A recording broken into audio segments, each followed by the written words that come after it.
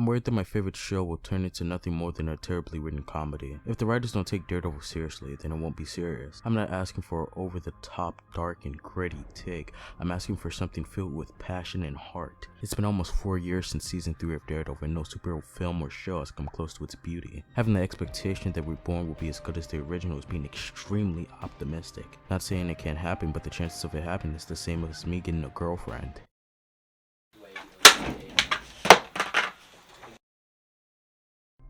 The first Disney Plus show I watched was Wanda Vision, and like most people, I enjoyed waiting week by week for the next episode. Granted, I thought Mr. Fantastic was going to be the big cameo everyone was talking about. I think I'm one of the few people who still think Wanda Vision is good, but the reason I bring up the whole Wanda Vision show in general is because if Daredevil was a weekly release, I might lose my mind.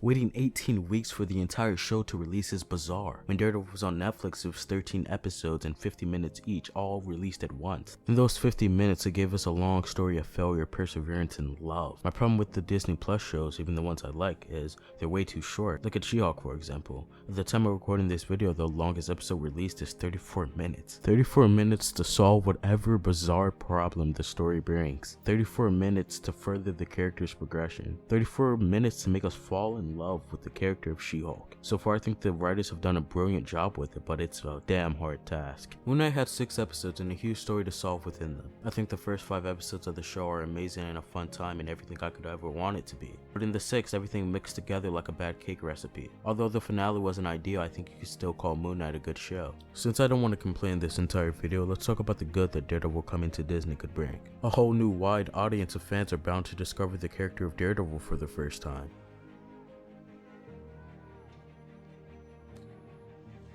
How did you just do that? I'm a really good lawyer. And of course, the best part of this as a fan is that Daredevil can interact with the MCU's wide range of characters. Just imagine Daredevil and Spider-Man sliding on rooftops together. Imagine the two stopping crime. These dreams can finally be a reality. These things that were once just ideas and hopeless desires are now plausible. Of course, I cannot wait to see these things and I desperately want them. But what would they mean without the character being done correctly? What good would it be for Daredevil and Spider-Man to fight bad guys if we're getting a hollow character? What good will it do if Daredevil is done wrong? Another thing that has me worried is the visual style of the show. The original show has some of the most beautiful cinematography I've seen. Recently, the MCU has given less than their best work. Shots in No Way Home look like they're made in a studio. I think Marvel has too much money, and as pretentious as that sounds, I believe it to be true. Just take a look at a time where the MCU wasn't what it is now. A time without billions of dollars to throw around. Restrictions made those filmmakers be extremely creative. Those restrictions led to amazing movies. I think Daredevil shouldn't have a large budget. I think the budget should be the same as it was before, maybe with a little more cash. I don't want Daredevil to be something made just to please us fans.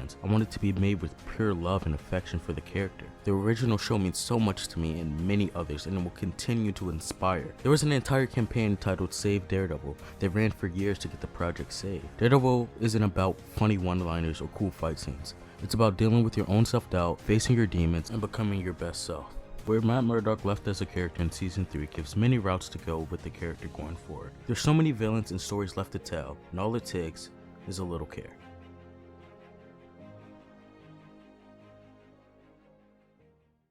You could die and come back as someone else if you're enticed by what I sell. Just need to sign and I'll stuff you well here at Terry.